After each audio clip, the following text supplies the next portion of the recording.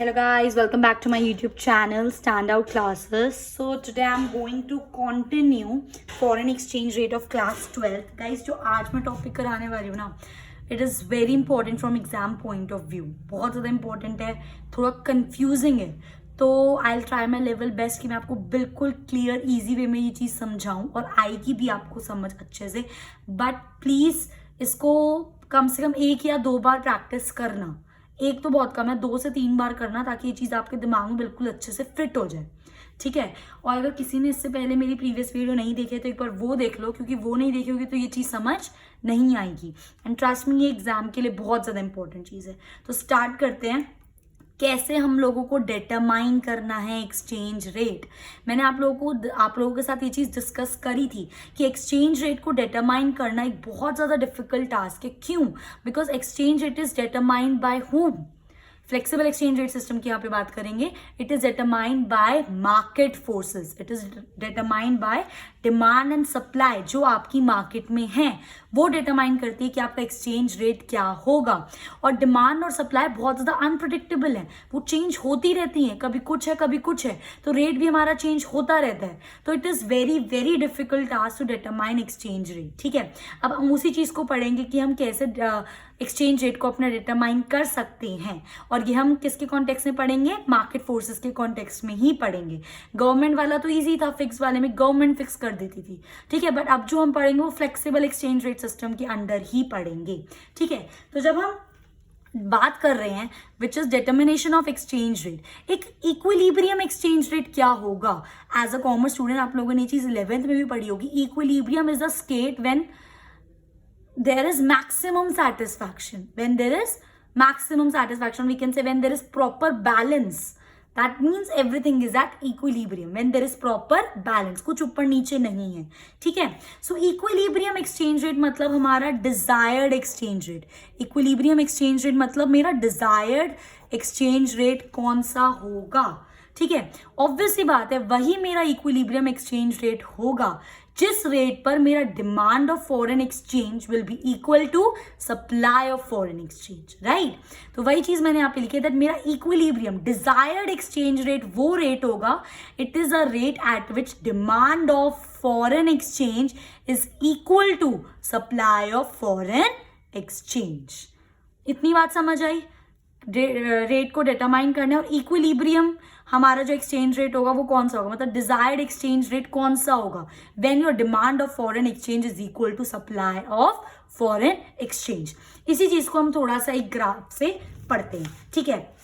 Okay. देखो मैंने यहाँ पे लिया एक्स एक्सिस, वाई एक्सिस. ठीक है. ये मैंने एक्स एक्सिस पे लिया डिमांड और सप्लाई ऑफ फॉरेन एक्सचेंज, और वाई एक्सिस पे मैंने लिया रेट ऑफ फॉरेन एक्सचेंज. ठीक है. मुझको पता है कि मेरा जो डिमांड कर्व है वो डाउनवर्ड स्लोपिंग है और जो मेरा सप्लाई कर्व है वो अपवर्ड स्लोपिंग है. फॉरेन एक्सचेंज में भी डिमांड कर्व डाउनवर्ड स्लोपिंग क्यों होता है, सप्लाई कर्व अपवर्ड स्लोपिंग क्यों होता है, प्रीवियस वीडियो में डिस्कस कर चुकी हूँ. ठीक है. तो ये मैंने बनाया. ऑब्वियस सी बात है, सिर्फ एक यही ऐसा पॉइंट है, पॉइंट ई, जिस पे मेरा demand is equal to supply है. सिर्फ इस वाले पॉइंट पे, at point E, my demand is equal to supply. ठीक है. तो ये मेरा कौन सा हो गया? ये मेरा क्या हो गया?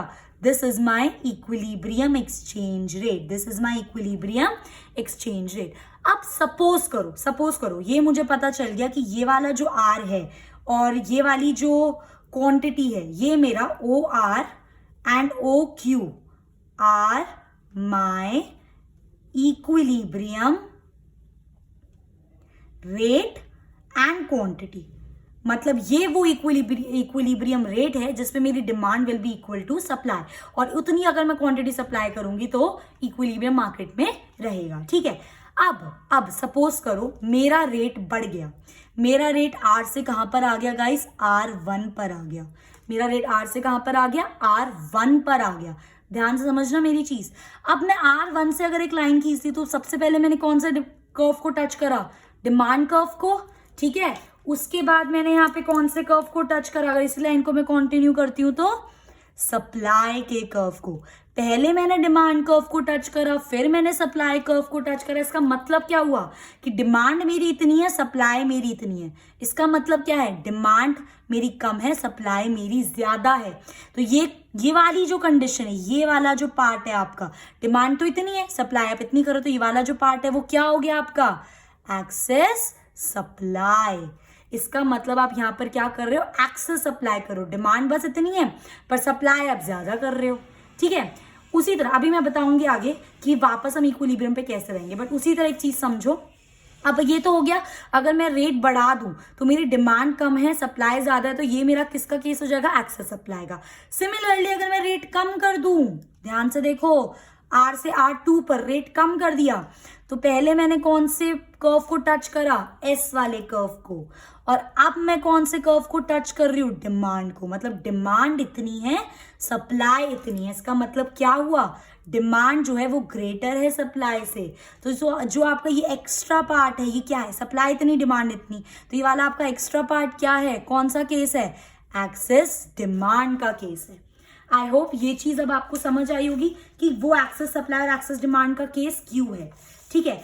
अब ध्यान से सुनना, समझना मैं क्या बोल रही हूं, ठीक है। अब देखो, ये था मेरा, ठीक है, ये है मेरी डिमांड, ये है मेरी सप्लाई, ये है मेरा डिमांड, ये है मेरी सप्लाई, और ये है मेरा इक्विलिब्रियम।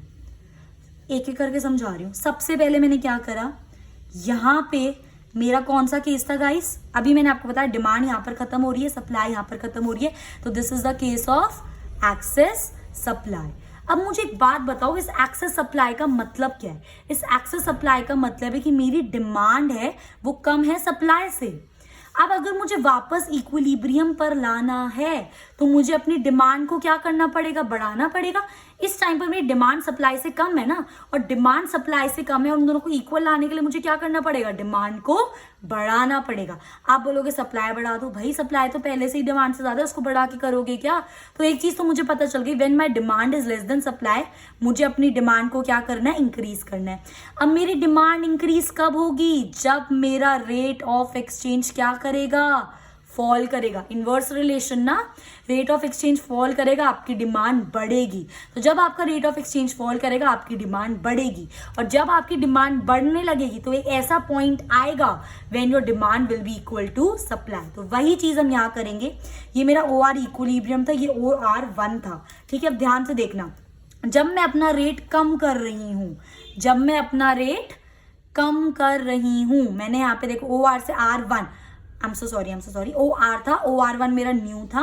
अब मेरे को अपना रेट कम करना है ताकि मेरी डिमांड बढ़े, तो मैंने अपना रेट अगेन R1 से कहां पर कम कर दिया। तो जब मैं अपना रेट कम करूंगी तो मेरी डिमांड क्या होगी, देखो बढ़ेगी, बढ़ रही है ना डिमांड, तो मेरी डिमांड बढ़ेगी, और मेरी डिमांड बढ़ते बढ़ते एक ऐसे पॉइंट पर आ जाएगी where my demand will be, इसको छोड़ के demand will be equal to supply, और वो वापस किस पर आ जाएगी, मेरे पॉइंट ऑफ इक्विलिब्रियम पर।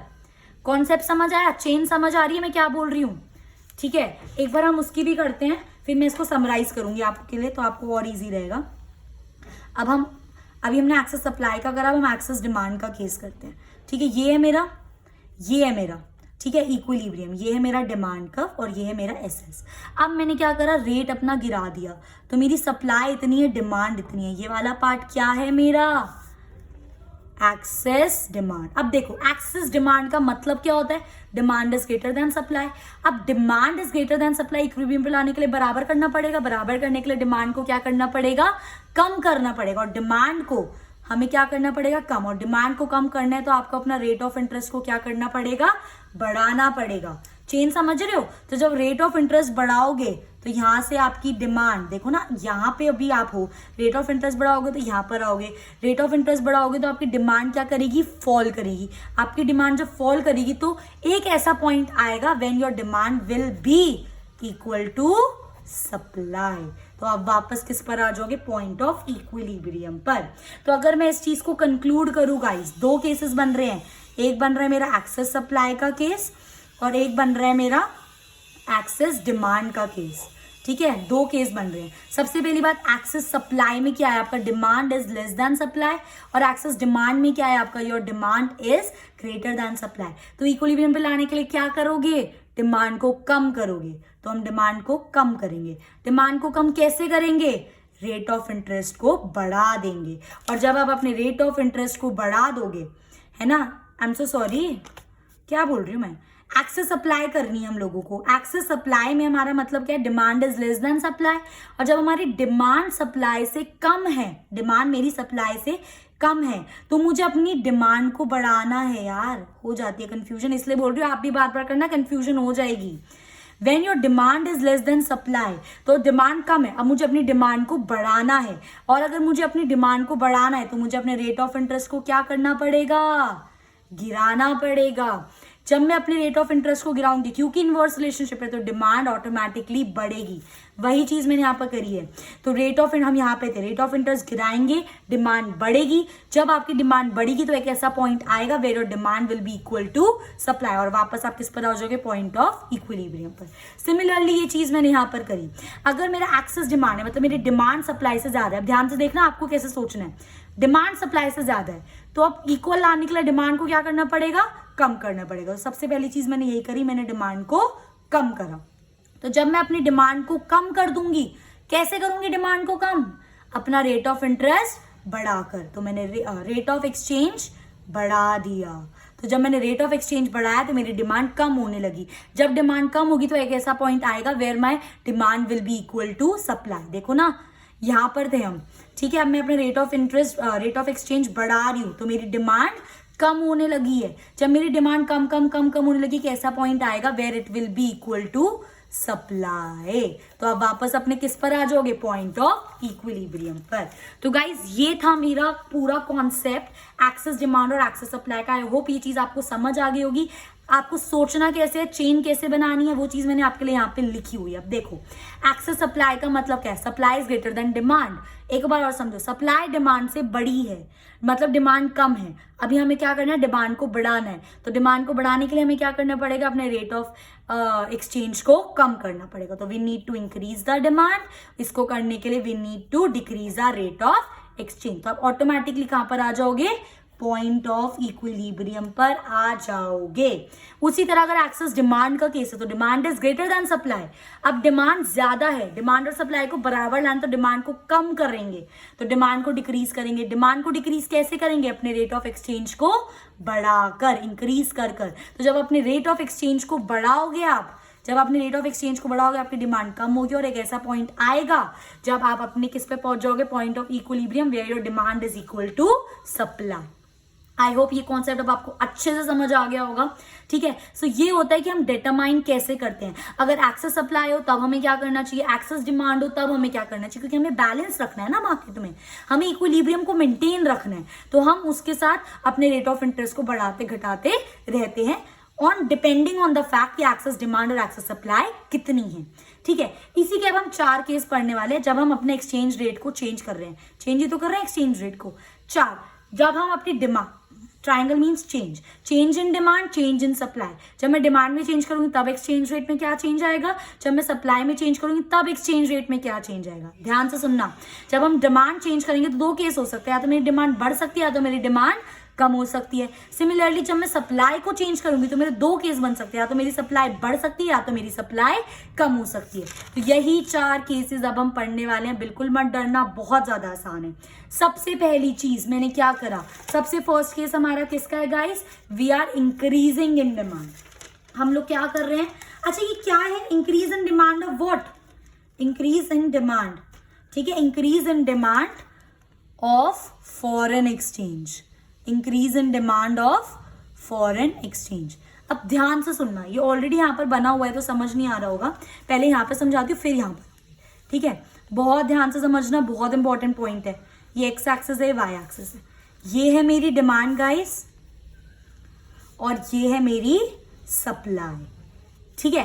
अब मैंने अपनी इंक्रीज इन डिमांड कर दी। 11th क्लास में ये चीज पढ़ी है, जब हमारी डिमांड इंक्रीज होती है तो मेरा demand curve right word shift हो जाता है। वही चीज यहाँ पर हुई, इंक्रीज इन डिमांड की वजह से मेरा जो डिमांड कर्व है वो राइट वर्ड शिफ्ट हो गया। अब जरा एक चीज ध्यान से देखना, ये था मेरा पॉइंट ऑफ इक्विलिब्रियम, ठीक है। अब देखो, अब ना जब आपकी डिमांड इंक्रीज हो गई ना, तो इस वाले डिमांड कर्व को भूल जाओ, इस वाले डिमांड कर्व को भूल जाओ, बस ये याद रखना ये पॉइंट ऑफ इक्विलिब्रियम है। अब इस वाले पे आओ, जब आप यहाँ पर लाइन खींच रहे हो तो इसका मतलब पहले आपने कौन से कर्व को टच करा, सप्लाई के कर्व को। अब आप इसी को आगे एक्सटेंड कर दो, दूसरे पेन से करती हूँ मैं आपके लिए। अब अगर आप आगे इसी को एक्सटेंड कर दो, अब आपने किसको टच करा, डिमांड के कर्व को। तो अगेन गाइज यहाँ पर क्या हो गया, सप्लाई पहले टच करी, डिमांड बाद में टच करी। That means it is a case of what, excess demand. वही चीज अब हम यहाँ पर करने वाले हैं। जब आपकी एक्सेस डिमांड हो गई, एक्सेस डिमांड का मतलब demand is greater than supply. अब डिमांड जब ग्रेटर देन सप्लाई हो गई, बराबर लाना है, बराबर लाने के लिए क्या करेंगे, डिमांड को कम करेंगे, ठीक है जी। डिमांड को कम करेंगे, डिमांड को कम करने के लिए क्या करना पड़ेगा, अपना जो एक्सचेंज रेट है उसको, रेट ऑफ एक्सचेंज को बढ़ाना पड़ेगा। तो मैं यहां पर हूं, ठीक है। अब जब मैं अपना एक्सचेंज रेट बढ़ाऊंगी, जब मैं अपना एक्सचेंज रेट बढ़ाऊंगी, अगर मैं यहां से यहां पर आऊंगी, ठीक है, देखो यहाँ पे थी पहले एक्सचेंज रेट, अब एक्सचेंज रेट मैंने अपना बढ़ाया, तो मेरी डिमांड क्या होगी, कम। और जब मेरी डिमांड कम होगी तो हम कहां पर पहुंच जाएंगे, अपने न्यू पॉइंट ऑफ इक्विलिब्रियम पर पहुंच जाएंगे। पहले ये था आपका पॉइंट ऑफ इक्विलिब्रियम ई, अब आप कहां पहुंच गए, E1 पे। समझ आई मेरी बात, सेम कॉन्सेप्ट है, वही चीज मैंने यहां पर करी है। ये मेरा डिमांड, ये मेरा सप्लाई, डिमांड कर्व बढ़ गया मेरा। तो पहले सबसे पहले मैंने यहाँ पे डिमांड को टच करा, सप्लाई वाले कर्व को टच करा, फिर मैंने डिमांड। तो ये मेरा किसका केस हो गया, इतना पार्ट मेरा क्या हो गया, एक्सेस डिमांड हो गया। एक्सेस डिमांड का मतलब क्या हो गया, हमें डिमांड को कम करना है। डिमांड को कम करने के लिए हमें रेट को क्या करना पड़ेगा, बढ़ाना पड़ेगा, ताकि हम अपने न्यू इक्विलिब्रियम पर पहुंच सकें। ये है ना इसका न्यू इक्विलिब्रियम, ये होगा ना जहाँ पे हमारा न्यू डिमांड न्यू सप्लाई को इंटरसेक्ट कर रहा है। तो न्यू इक्विलिब्रियम पहुंचने के रेट को बढ़ाया और हमारी डिमांड कम हो गया और अपने न्यू इक्विलिब्रियम पे पहुंच जाएंगे, विच इज ई से लेकर कहां पर पहुंच जाएंगे हम, E1 पर। आई होप ये चीज अब आपको अच्छे से समझ आ गई होगी। तो this is a case of excess demand. अच्छा, एक्सेस डिमांड कब होगी गाइस, बाहर से लोग हमारी हमारी इंडियन रुपी की डिमांड कर रहे हैं। क्यों कर रहे हैं भाई इतनी एक्सेस डिमांड, ऑटोमेटिकली सिंपल सी सवाल है, क्योंकि हमारी वैल्यू क्या हो गई करेंसी की, डेप्रिशिएट हो गई। जब हमारी करेंसी की वैल्यू डेप्रिशिएट हो गई, इसका मतलब अब वो उसी डॉलर में ज्यादा सामान खरीद सकते हैं हमारे इंडिया से, तो ऑब्वियसली बात है वो डिमांड करेंगे। डिमांड हो रही है, रेट ऑफ इंटरेस्ट बढ़ जाएगा। आई होप समझ आया। जब एक्सेस डिमांड होता है तो जब इंक्रीज इन डिमांड होता है तो एक्सेस डिमांड का केस होता है, तो हमारा रेट ऑफ इंटरेस्ट इंक्रीज हो जाता है। इसका उल्टा डिक्रीज इन डिमांड पर आ जाओ। अब सेम तरीके से अब आप आसानी से कर सकते हो। देखो इतना थोड़ा कंफ्यूजिंग सा था, बट अगर कॉन्सेप्चुअल नॉलेज स्ट्रांग है तो कितनी आसानी से हो सकता है। ये है मेरा डिमांड, ये है मेरा सप्लाई। अब मैंने क्या करा, अपने डिमांड कर्व को डिक्रीज कर दिया। डिक्रीज करेंगे तो मेरा डिमांड कर्व कहां पे शिफ्ट हो जाएगा गाइस, लेफ्ट साइड पर, ठीक है। अब भूल जाओ इस वाले डिमांड कर्व को, भूल जाओ, बस ये याद रखो ये पॉइंट ऑफ इक्विलिब्रियम था। अब जब ये आपका पॉइंट ऑफ इक्विलिब्रियम था, यहां से लाइन खींचो, तो पहले आप कहां पहुंचे, देखो पहले आपने डिमांड कर्व टच करा, फिर आपने क्या टच करा, फिर आपने सप्लाई कर्व टच करा। तो अब तो पता हो गया किसका केस हो गया, ये किस चीज का केस हो गया, एक्सेस सप्लाई का केस हो गया भैया। डिमांड ये रही, सप्लाई ये रही, सीधी सीधी सी बात है। Demand is less then supply, समझे बात, demand is less then supply. तो जब demand is less then supply है, न्यू इक्विलिब्रियम, यहाँ पे थे हम, न्यू इक्विलिब्रियम पे लाने के लिए हमें क्या करना पड़ेगा, बराबर करने के लिए अपनी डिमांड को बढ़ाना पड़ेगा। डिमांड बढ़ाने के लिए क्या करना पड़ेगा, अपने रेट ऑफ एक्सचेंज को कम करना पड़ेगा। और जैसे ही हमारा रेट ऑफ एक्सचेंज कम हो जाएगा, खुद देख लो, यहां पर थे, रेट ऑफ एक्सचेंज कम कर दो, यहां पर आ जाओ, तो ये हो गया न्यू E1, ये आपकी डिमांड हो गई, आपकी बढ़ जाएगी और आप एक ऐसे पॉइंट पर आ जाओगे जहां पे आपका demand will be equal to your new demand will be equal to your supply. यही चीज मैंने यहां पर करी है। ये था मेरा डिमांड, ये सप्लाई, डिमांड कम हो गई यहाँ पर। अब देखो ये पॉइंट ऑफ इक्विलिब्रियम था, इस डिमांड कर्व को भूल जाओ। यहां से चले तो सबसे पहले डिमांड टच करा, फिर सप्लाई टच करा, तो मतलब ये क्या, ये वाला पार्ट क्या हो गया मेरा, एक्सेस सप्लाई हो गया। एक्सेस सप्लाई का मतलब क्या हो गया, we need to increase the demand ना। Supply is greater than demand, demand को बराबर लाने के लिए we need to increase the demand, increase करने के लिए हमें रेट को क्या करना पड़ेगा, डिक्रीज करना पड़ेगा।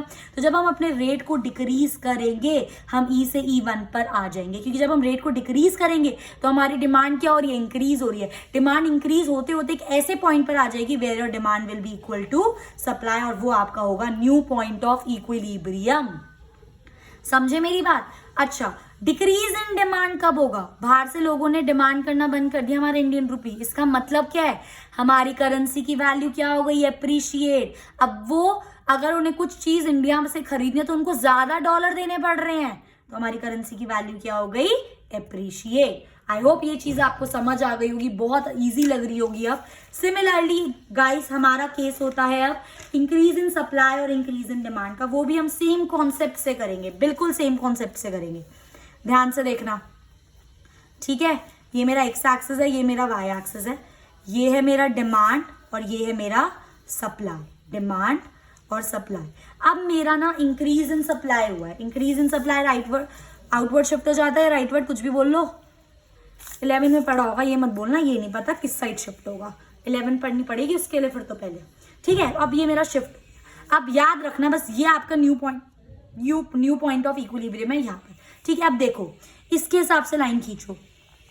सबसे पहले जब मैंने यहाँ पे खींचा तो मैंने कहाँ पहुंची, मैं पहले मैंने डिमांड टच करा और फिर उसके बाद अगर मैं इसी लाइन को एक्सटेंड करूं तो मैंने किसको टच कर दिया गाइस, सप्लाई को। तो पहले डिमांड को फिर सप्लाई को, तो ये आपका कौन सा केस हो गया, सीधा सीधा एक्सेस सप्लाई का केस हो गया।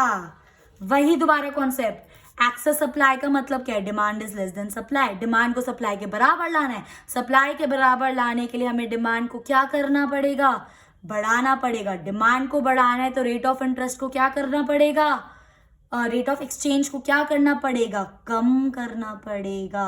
तो जैसे ही आप अपना रेट ऑफ एक्सचेंज कम कर दोगे, आप यहाँ से अपना रेट ऑफ एक्सचेंज फॉल कर दोगे, तो आपकी डिमांड क्या होने लग जाएगी, बढ़ने लग जाएगी, और आप फिर कहाँ पर आ जाओगे, अपने न्यू पॉइंट ऑफ इक्विलिब्रियम पर आ जाओगे। पहले यहाँ पर थे, अब यहाँ पर आ जाओगे। समझे बात? वही चीज मैंने यहाँ पर करी। Excess supply means we need to increase the demand, increase करने के लिए रेट को क्या करना पड़ेगा, कम। अब सुनो, increase in supply of foreign exchange, increase कर रहे हैं हम सप्लाई फॉरेन एक्सचेंज की, है ना, सप्लाई हम ज्यादा कर रहे हैं फॉरेन एक्सचेंज की। कब करेंगे, है ना, when there is excess case where increase in supply, when our currency is appreciated, जब हमारी करेंसी की वैल्यू एप्रिशिएट हो जाती है, इसका मतलब बढ़ जाती है। सप्लाई का मतलब हमें मिल रहा है ना फॉरेन एक्सचेंज, इसका मतलब इंक्रीज इन सप्लाई हो रहा है भाई। सप्लाई मतलब हमें मिल रहा है फॉरेन एक्सचेंज, हमें कब मिलेगा, जब हम डिमांड ज्यादा करेंगे। और हम डिमांड फॉरेन एक्सचेंज की कब ज्यादा करेंगे, जब हमारी वैल्यू एप्रिशिएट हुई होगी। इसका मतलब हम उसी अमाउंट में ज्यादा डॉलर का सामान खरीद सकते हैं। समझे, इंक्रीज इन सप्लाई हो गई, हमें ज्यादा मिल रहा है क्योंकि हम डिमांड ज्यादा कर रहे हैं। डिमांड क्यों ज्यादा कर रहे हैं, क्योंकि हमारी करेंसी एप्रिशिएट हो गई। इसका मतलब क्या, अब हम सेम रुपी में ज्यादा डॉलर का सामान ले सकते हैं, ठीक है। एग्जैक्टली इसका उल्टा होता है guys, decrease in supply. Decrease in supply कैसे होगा मेरा, वैसे तो अब आप ये चीज खुद कर सकते हो, बट स्टिल बाय चांस किसी स्टूडेंट से ये चीज नहीं हुई, तो ये है मेरा डिमांड गाइस और ये है मेरा सप्लाई।